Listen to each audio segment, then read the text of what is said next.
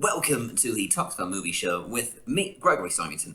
And on today's programme, we're going to be doing a bit of a review for the Umbrella Academy Season 2, so pop on some Wellingtons. And on the Great Debate with Michael Bauer, we'll be deciding who the MVP of the quarantine has been in terms of mostly film and television entertainment, not like important government figures or that sort of thing. It's a movie show, it's in the name, and out this weekend, in spite of the continued existence of a production-addling global pandemic that is, still happening apparently, is a television show by the name of Lovecraft Country, and that is very much not a reference to it being based on a top-down RTS in which a team of orcs attempt to seduce some space insects, although Blizzard, if you're watching, you can have that one for free. It's a new HBO series centered on some of the themes and monsters of horror writer H.P. Lovecraft's books, with some promising twists in this particular adaptation of that source material. Produced by Jordan Peele, as well as J.J. Abrams, although he gets a lot less mention in the marketing, because Jordan Peele's so much cooler right now. He of Get Out and Key and Peele fame, one of which is presumably more relevant here than the other. It's Key and Peele for the vampire episode, obviously. It's a show that places black characters at the centre of a sci-fi tale inspired by the works of noted racist, bigoted weirdo H.P. Lovecraft, who is secondarily famous for having written a variety of hugely influential horror stories, which to this day are cited as inspiration by the likes of Stephen King and the creators of Stranger Things, who also based their work on Stephen King, so, it was going to wind up in one way or another, I guess. At the heart of the story is a Korean War veteran by the name of Atticus Freeman, played by Jonathan Majors, who you'll remember at the very least from earlier this year in Da 5 Bloods, a Spike Lee joint, which was about a different American war, slightly later on. Here he's also a sci-fi enthusiast in search of his father in the racially segregated America of the 1950s. He's joined on this quest by his old friend Letitia Dandridge, played by Birds of Prey's Journey Smollett-Bell, also of the somewhat famous Smollett family of actors. Yes, that Smollett. And Montrose Freeman, played by Michael K. Williams, also makes an appearance. I presume it'll become clear as the show moves on how all these characters are going to interact with each other. It's being somewhat tight-lipped just now about exactly where they're going with this whole chthonic terror of the unknown translated into 1950s American society thing that it's got going on. Tight lips aside, though, the show has in fact got a more immediate basis than the actual works of H.P. Lovecraft, a man who died in obscurity, abandoned by a wife who hated him for his bigotry, particularly towards her as a Jewish woman, because, I cannot stress enough how much of a douchebag that guy was. And it's a book by Matt Ruff. It was relatively well received, but is allegedly terrifying, so that's something to look forward to in this out-and-out horror TV show. On the whole, there's a lot more potential here than merely Hamilton for Lovecraft fans, and early reviews have said as much, making the segment I normally do at the end here, good review, bad review, kind of tricky because it's 41 reviews so far on Rotten Tomatoes, and there isn't a negative review to be found among them. I've had to go and do some of my own research for the segment. As a result, it took me 5 extra minutes to find something that was suitable, but here it is. Segment from a mediocre review of Lovecraft Country for good review, bad review today. The show's most prominent backer has a knack for channeling anxieties and trauma through horror, articulating them in ways mere naturalism never could. In this case, the skill hasn't quite trickled down. For the ringer, that was Alison Herman. And on the plus side, which for now seems to be overwhelmingly the prevailing opinion, with each new episode, we gain more appreciation of the thought that's been put into every aspect of Lovecraft Country's production, including the cultural baggage that accompanies each reference. Lovecraft more than any other. For Vulture, that was Matt Zola Seitz. And on balance, does seem like a promising adventure story with some deeply, deeply disturbing things going on in the trailer at least.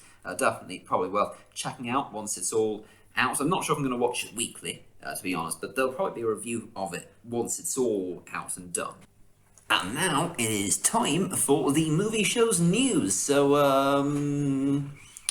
quick to the news cupboard. This is it. This is the news cupboard. And in today's movie news from the worlds of film and television, so I guess film and television news, the original creators of Avatar: The Last Airbender, the only Avatar from the last decade anybody remembers, no matter what box office trackers tell you about that other one, have officially, and at time of recording somewhat mysteriously, left development of the live-action Netflix adaptation. Now, it might not necessarily be a bad thing to bring on a showrunner who knows the way around a live-action production, but the last live-action adaptation of Avatar: The Last Airbender, to exclude Michael Dante DiMartino and Brian Konietzko, went about as well as the screening of The Room at the Toronto Film Festival, which is to say it went down like a lead balloon, and then spent the next decade being caked for cheap jokes about the death of both its production house and the career of its director, who, being M. Night Shyamalan, may well have blown his career over something equally as strange, like, for example, After Earth. The split is reportedly due to creative differences, with DiMartino saying Netflix's live-action adaptation of Avatar has the potential to be good, but what I can be certain about is that whatever version ends up on screen, it will not be what Brian and I envisioned or intended to make. It's worth noting that while the show is probably one of the best in the realm of YA animation made in the West with the help of some Asian animation studios, it wasn't entirely infallible, and both Avatar and its sequel show Korra had a habit of casting white actors to play its many diverse roles, a mistake the film made as well, by the way, although that sort of thing gets a bit more criticism when people can actually see your actors, I suppose. Also, where was all this defense for the creators of Avatar back during season 2 of Legends of Korra? I can't say I remember it. But yeah, it is a bit troubling, more so because it speaks to a kind of production hell that might be going on. Like, I hope it gets out of that and they actually make something, because I'm kind of curious now as to what exactly they're going with. To be honest, I don't really want them to do another version of, like, the creator's vision for the show, because we have that, and it's quite good, and I think just doing that again is probably not going to be worth it, even if it is live action. Like, live action doesn't add that much to the story, from my opinion. But maybe if you really did something with it, if you had like a bold take on it, it might make it worth it. Not the thing that M. Night Shyamalan did.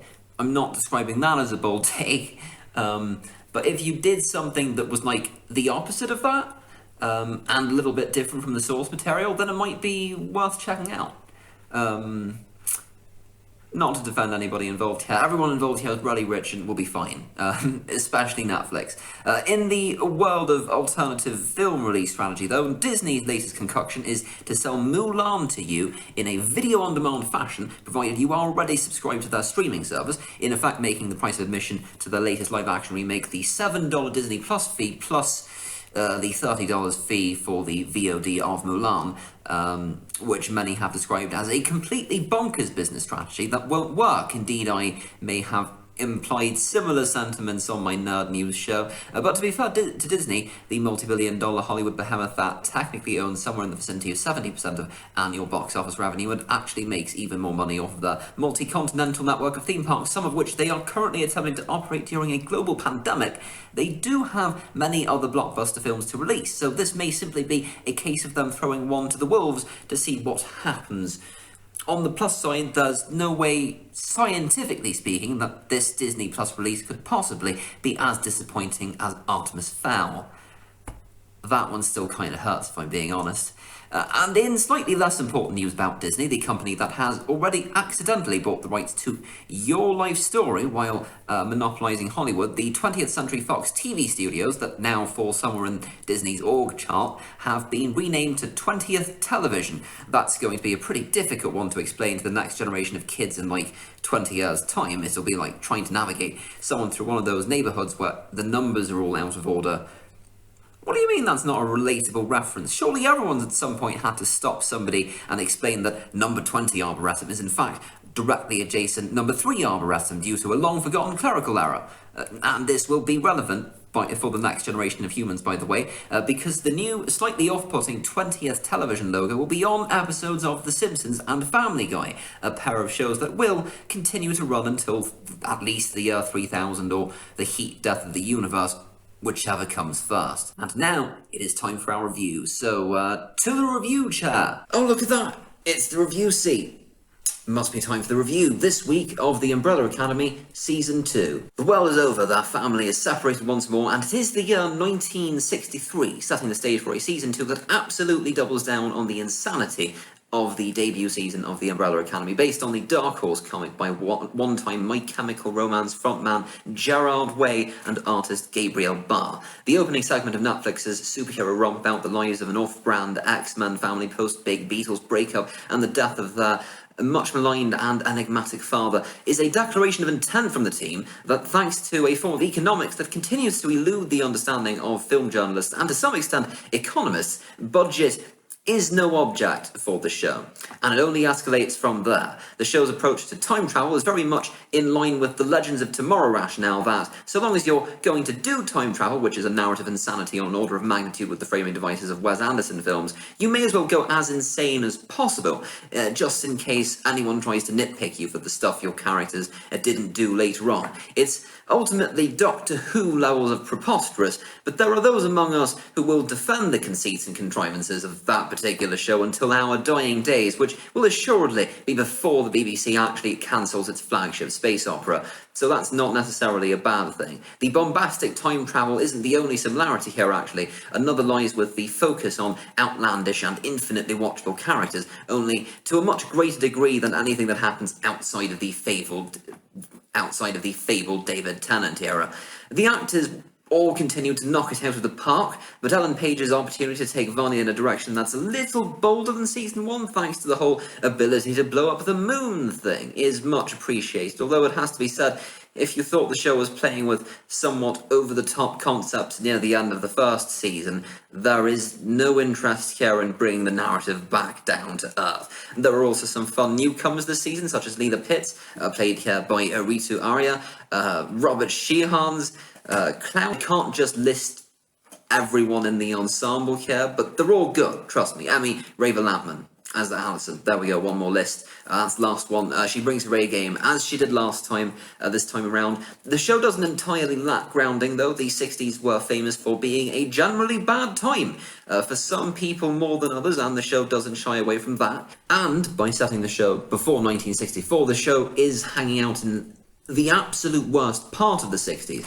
before the Civil Rights Act and the advent of psychedelic rock. Not that I'm in any way conflating either of those two things. There's also a little bit more queer rap this time around, even though not all of it ends well for everyone. It is the 60s. I cannot emphasise how much they sucked enough. There's this stark contrast between the show's soul-crushing setting and the fantastical adventures of the superheroes, and sometimes that does make the main plot thread feel a tad unimportant compared to, for example, the American Civil Rights Movement, or even JFK assassination, which is a major subplot in this. It's a show that has an awful lot of ambition and does actually manage to deliver on a lot of what it's promising. So for that, I'll give this brief tour of why the 60s does not hold up well, featuring some angsty X-Men, 5 teleporting psychopaths out of 6. It's kind of wild that the X-Men have actually been around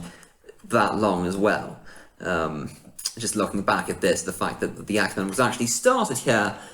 Alright, so now it is time for the great debate with myself and Michael Bell. Prepare for a slight continuity error in a second. How do I... this feels super weird to intro this. Yeah. Because I did a nerd news for Marcus, which also felt super weird. Just recording it on It's bizarre. on my computer, yeah. So difficult. Okay, so on today's great debate, which this is somewhat of a new experience, I guess. Myself and Michael Bauer on Zoom, because this isn't over yet. We'll be deciding what so far has been the MVP of the quarantine, the best movie to entertain us in these trying times. Obviously, we'll have had to have come out on like a computer or a phone or something, some kind of streaming service, in order for us to have got it, because cinemas are not because back we don't and we don't download stuff illegally and put it on our hard drives. That's certainly something that we don't do. Yeah, I mean, definitely one of the suggestions I'm going to make isn't going to be Hamilton, which I definitely didn't acquire. It's somewhat illegally. I didn't steal it. let's be honest. We live in a society where everything is connected via USB cables, and more importantly, everything is connected via the internet, and you can download stuff. So like, as much as I would like to legally stream a whole bunch of stuff, like, it just doesn't happen. That's fair, I guess. But yeah, there've been a whole bunch of really cool things actually over the quarantine period. It's gone. I think Netflix. I've been super interested to see what Netflix and Showmax have been doing, because like Apple, Apple TV is always going to be big. Like, they're always going to stream stuff, and they're always going to put stuff up, and like that's cool and everything. But Netflix and Showmax have needed to up their game, and more importantly, they've needed to bring in a whole bunch of streaming stuff that you wouldn't really expect from them. So yeah, very interesting. Yeah, and like they pulled out all the stops. They opened strong too with the whole Tiger King thing. Like, yeah, I don't absolutely, know absolutely. I don't think that was planned. But they got it right. They really did. They followed it up with like 2 extra Zoom-based episodes of Tiger King, because they were like, well, this is going well, which, by the way, had exactly the same quality as this is going to have. So Netflix quality right here. We're nailing it. Awesome.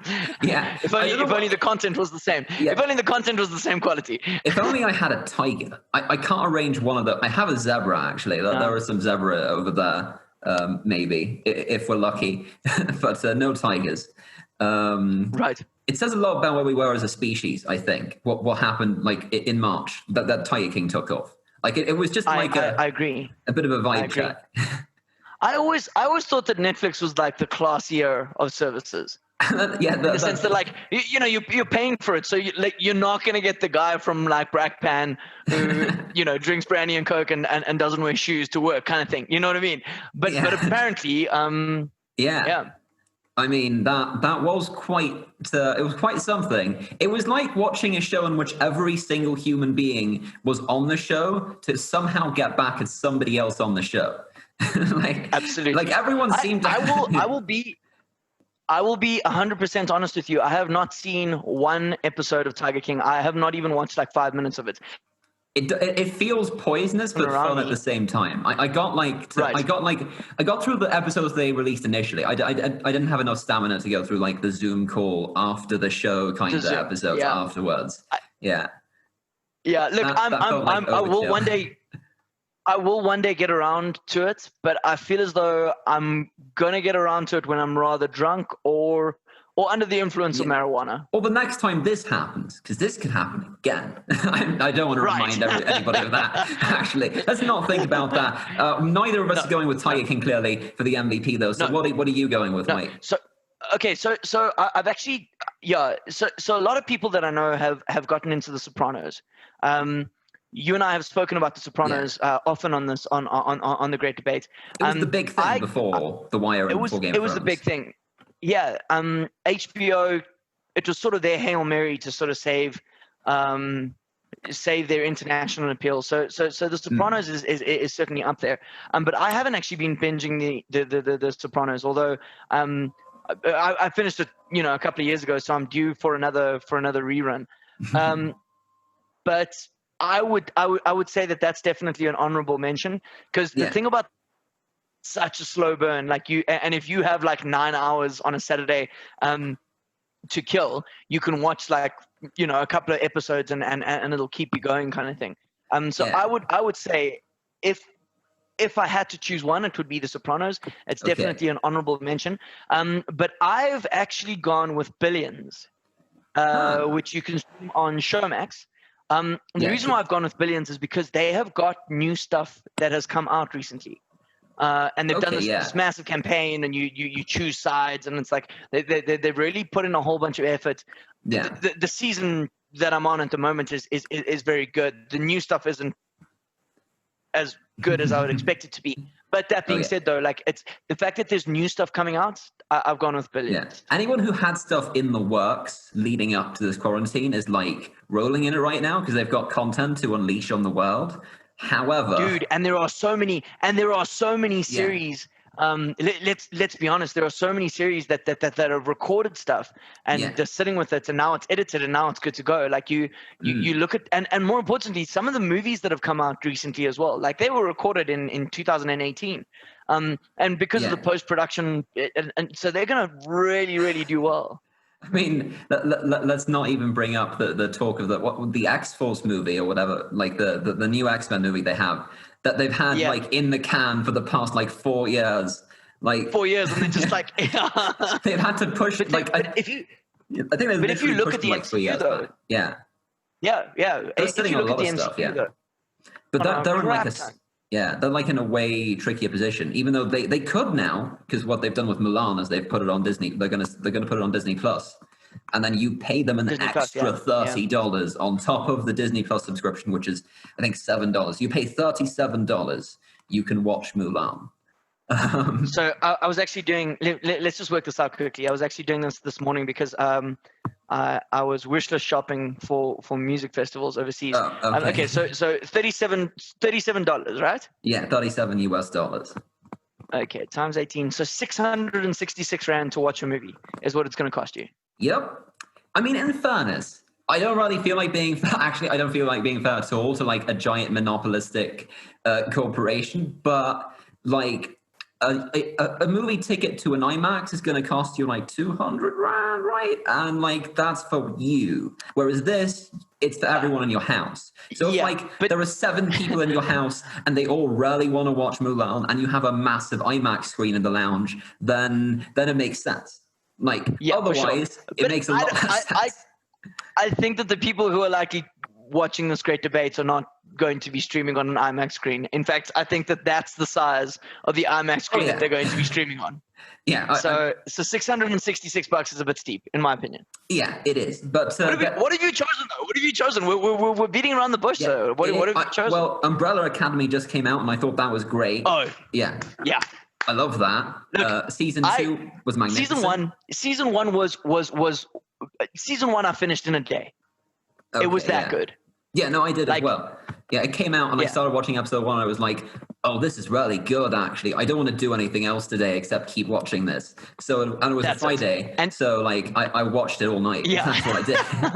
And I am a massive fan of what it's based on. The original graphic novels are sick. Which is by Gerard Way. Gerard Way from My Chemical Romance. Can you believe it? Yeah. He wrote a comic book and they made it into a very, very good television show. It's really fun. Yeah. I like where they go with the second season. It's a little bit insane and over the top. Although, honorable mention, not that it's legal to acquire in South Africa, but Hamilton was really fun. I love that they released that in like a pro shot because I listened to the soundtrack like a long time ago. And so just hang on, because my sister was raving about it the other day as well. Yeah.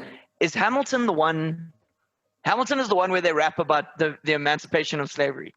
No, it's not. It's about it's before that actually, which is not. But it's a musical though. It is a musical. It's about George Washington. It's about Alexander Hamilton, who is the one. He was friends with George Washington, kinda. He founded the Treasury, the U.S. Treasury.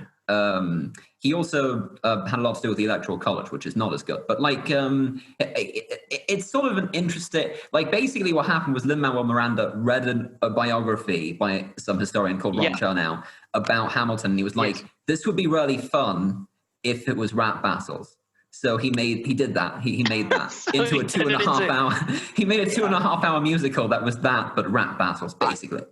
I like my thing about it is like I would love to get behind it and I'd love to watch it. It's just every single interview that I've seen with him has been done with like, you know, American people who have and they just every single one that I've seen there is a white woman of some sort trying to interview him and then beatboxing and then, you know, he needs to perform over the backtrack of a really, really, really weird white person beatboxing and like, the show I think speaks for itself though. Like when you watch the show, like it's really like he's actually Lin-Manuel Miranda himself is like kind of controversial in the lead role because he's not as good as literally anybody else on the stage. I don't think. But like okay. it's the show is structured. So actually, Hamilton's not like there are lots of other parts that are more important, like Aaron Burr, who get like these really cool songs where like Leslie Odom Jr. gets to blow the audience away. And like the Angelica Schuyler part has some cool songs and things. You lost me. You lost me. This sounds exactly like the kind of thing that my sister would like. And my sister's a rock star. Don't get me wrong, but she loves musicals. And I'm A lot of people who don't like musicals do like this musical, but I do like musicals, so I can't really make that argument. Okay, but you haven't chosen this though. Like, no, I'm going with them. I just like it. Like this was like deep in the middle of the quarantine. This is what I was watching. But like this past weekend, I watched Umbrella Academy too. So that's what I'm going with right now. And it was. So that's what you're going with. Fun. Yeah, that versus. I'm gonna say. I think Umbrella Academy 2 is maybe not as good a show, but it is more fun. That's what I'm gonna. It's a lot more fun. Yeah. I think that if you are like the thing about Billions is like you need to be concentrating, and we all know that the people don't they don't want to concentrate in quarantine. So I'm actually gonna go with Umbrella Academy as well. I think you win this one. Well done. First great debate via Zoom. Greg, you win. So should we actually keep like a score thing here? We can keep a score. Sitting at the desk. Yeah. So this is going to be very official. Yes. And that's a 1-0. Okay. That's it. Yeah. We can read it. Yeah. It's backwards, but read it in the mirror. You'll be fine. Yeah. Okay, cool, Greg. Cool. Okay. Well, it's not backwards for me. The audience can read it. So there we go. Yeah. That's your great debate over Zoom. Round 1. And that's been it for the movie show. If you've got any notes for us, you can leave them for us in the comments section or on social media or something that we own at Tuxdown172 on Twitter. We'll be back at some point in the future with even more movie news and movie reviews and even more debates. You can suggest some topics for that as well, I guess. This is all new and all open to evolution as we go forward. Also, this lighting situation, don't worry about it. I really am getting a news cupboard. That's a thing we're working on. That's my main goal for this series.